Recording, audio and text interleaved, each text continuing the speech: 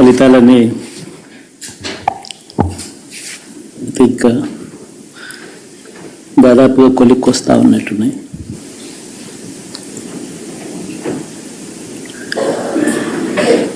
చూసిన ఫలితాలు జరిగిన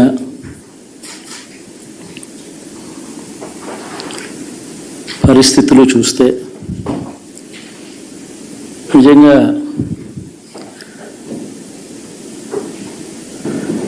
ఆశ్చర్యంగా కూడా ఉన్నాయి.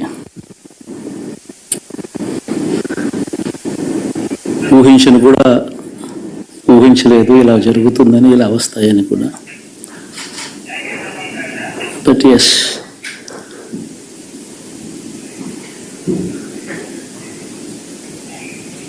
అమ్మఒడి అందుకున్న 53 లక్షల మంది తల్లులకు మంచి చేసినాం, పిల్లలు బాగుండాలి, వాళ్ళ చదువులు బాగుండాలని తాపత్రయపడుతూ అడుగులు వేసాం. మరి అక్క చెల్లెమ్మల ఓట్లు ఏమయ్యాయో తెలీదు. 66 లక్షల మంది అవ్వాతాతలకు, వితంతులకు, వికలాంగులకు గతంలో ఎప్పుడు జరగని విధంగా మంచి చేసాం. వారి కష్టాల్లో తోడుగా ఉంటూ, వారి కష్టాన్ని అర్థం చేసుకుంటూ, వారి ఇంటికి పంపించే వ్యవస్థను సైతం తీసుకొస్తూ, గతంలో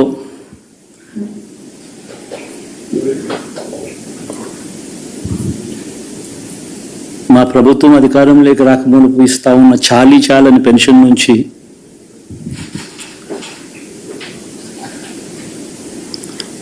ఎంతో మంచి చేస్తూ అడుగులు వేసినా కూడా ఆ అవ్వాతాతలు చూపిన ఆప్యాయత ఏమైందో కూడా తెలియడం లేదు. దాదాపుగా 1,05,00,000 మందికి పొదుపు సంఘాల అక్క చెల్లెమ్మలకు మంచి జరిగిస్తూ, వారి కష్టాలనే మా కష్టాలుగా భావిస్తూ, ఇచ్చిన ఏ మాట తప్పకుండా అన్ని రకాలుగా వాళ్ళకు అండగా ఉంటూ, ఆసరాతో తోడుగా ఉన్నాం, సున్నా వడ్డీతో సైతం అండగా ఉన్నాం, చేయూత సైతం తోడుగా ఉంటూ నిలిచాం.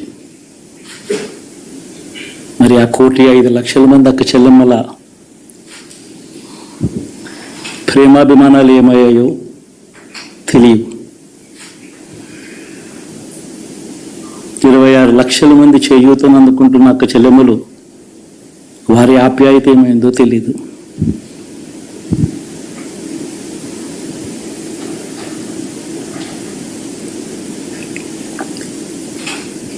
పిల్లల చదువుల కోసం ఏ తల్లి ఏ తండ్రి ఇబ్బంది పడకూడదు అని మొట్టమొదటిసారిగా పూర్తి ఫీజులు ఇస్తూ తీసుకొచ్చి అందగా నిలిచాం. చదువుల్లో ఎప్పుడూ చూడని మార్పులు తీసుకొచ్చాం. దాదాపుగా 12 లక్షల మందికి సంవత్సరానికి మంచి జరిగిస్తూ, ఆ పిల్లలు, ఆ తల్లుల అభిమానం ఏమైందో కూడా తెలియదు.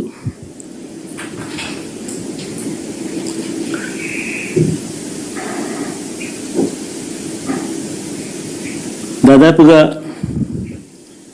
54 లక్షల మంది రైతన్నలకు గతంలో ఎప్పుడూ చూడని విధంగా, జరగని విధంగా పెట్టుబడికి సహాయంగా అందించే కార్యక్రమం మొట్టమొదటిగా జరిగింది మన ప్రభుత్వం వచ్చాకే.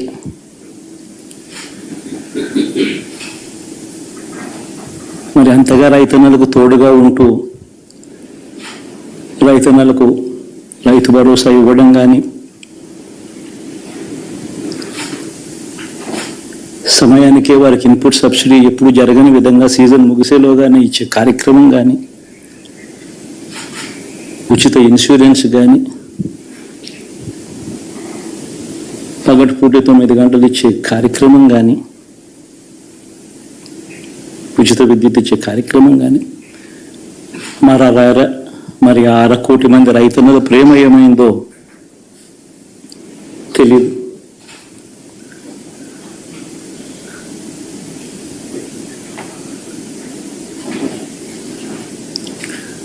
మరి ఇన్ని కోట్ల మందికి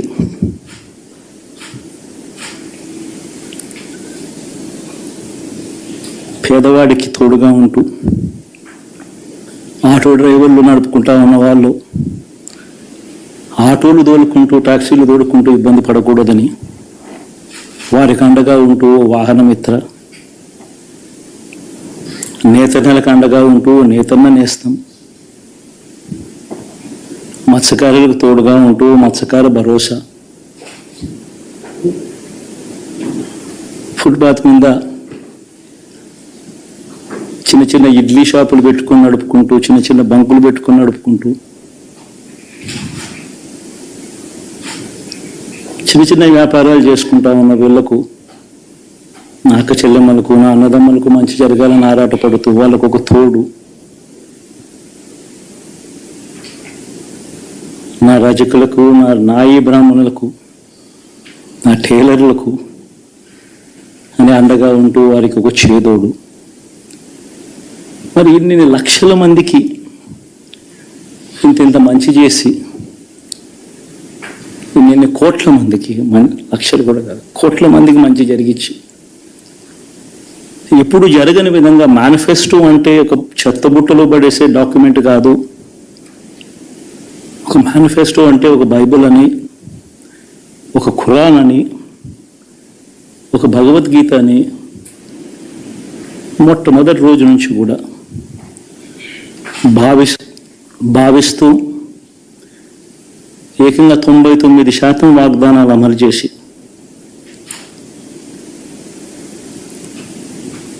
అంతే చిత్తశుద్ధితో ఆ మేనిఫెస్టోను కూడా అక్క చెల్లెమ్మల ఇళ్ళకు తీసుకుని వెళ్ళి చూపించి మీరే టిక్కు పెట్టండి అనే నిబద్ధత గల ప్రభుత్వంగా పనిచేసి, ఇప్పుడు జరగని విధంగా పిల్లల చదువులు, పేదరికం పోవాలి అని అంటే పిల్లల చదువులకు క్వాలిటీ ఎడ్యుకేషన్ అవసరం అని మొట్టమొదటిసారిగా ఇంగ్లీష్ మీడియంను వ్యతిరేకిస్తున్న వాళ్ళందరూ పెత్తందాలతో యుద్ధం చేసి సైతం పిల్లలకి ఇంగ్లీష్ మీడియం తీసుకొని రావడమే కాకుండా టోఫుల్, ఐబీ లాంటి కళలు కూడా గల్లం. ఆ పేద పిల్లలకు అండగా నిలబడాలని, తోడుగా ఉండాలని, వారి చరిత్రలు మార్చాలని, ఇప్పుడు చూడని విధంగా గ్రామ స్థాయిలోనే సచివాలయ వ్యవస్థ, వాలంటీర్ల వ్యవస్థ తీసుకొచ్చి ప్రతి ఇంటికి సేవలు అందించే కార్యక్రమం చేశాం. వివక్ష లేకుండా, కరప్షన్ లేకుండా దాదాపుగా 2,70,000 కోట్ల రూపాయల పైచిలకు ఇంటి వద్దకి అందించగలిగాం.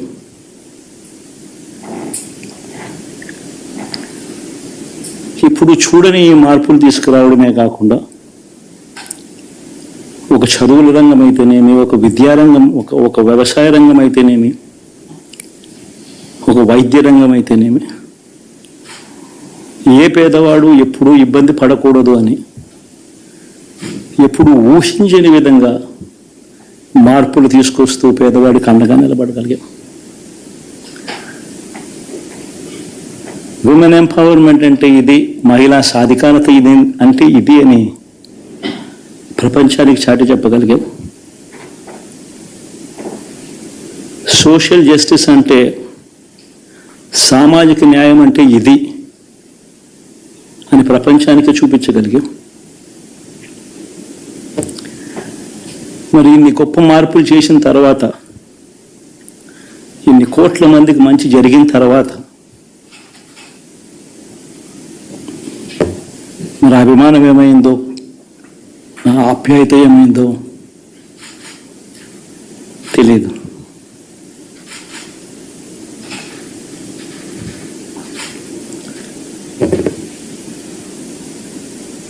ఎవరో మోసం చేశారో, ఎవరో అన్యాయం చేశారో అని చెప్పి అనొచ్చు, కానీ ఆధారాలు లేవు.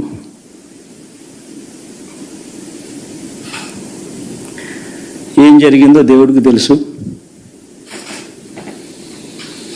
పెద్ద నేనైతే చేయగలిగింది ఏమీ లేదు. ప్రజల తీర్పు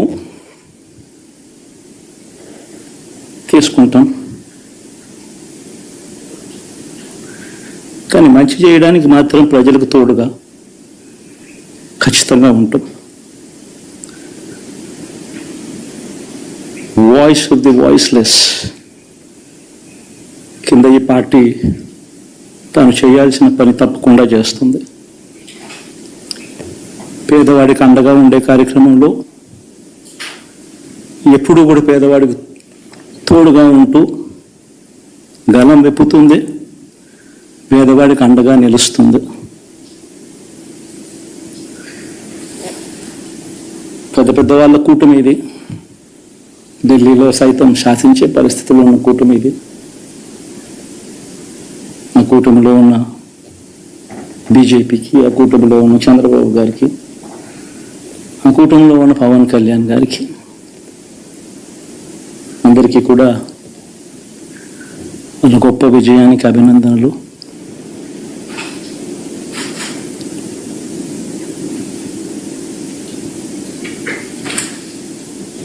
ఓడిపోయినా కూడా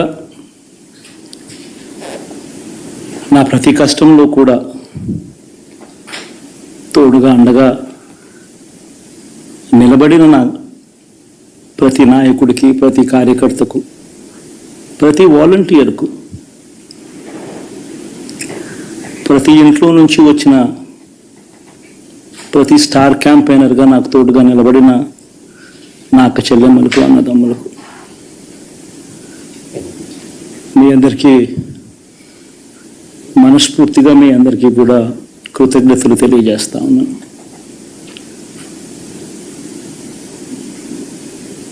ఏం జరిగిందో తెలియదు, కానీ ఏమి చేసినా, ఎంత చేసినా ఇంకా 40% ఓటు బ్యాంకు మాత్రం తగ్గించలేకపోయారు. ఖచ్చితంగా మళ్ళీ ఇక్కడి నుంచి లేస్తాం.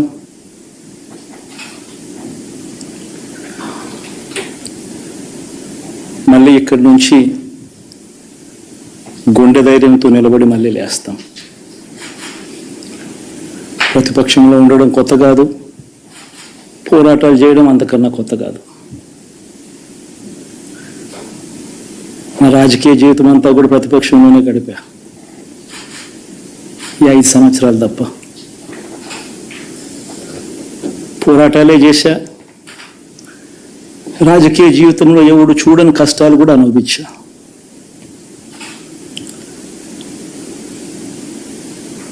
ఇప్పుడు అంతకన్నా కష్టాలు ఏదైనా పెట్టినా కూడా సిద్ధంగా ఉన్నాం, సిద్ధంగా ఎదుర్కొంటాం. ఆల్ ది వెరీ బెస్ట్ గవర్నమెంట్లోకి వచ్చిన వాళ్ళకు.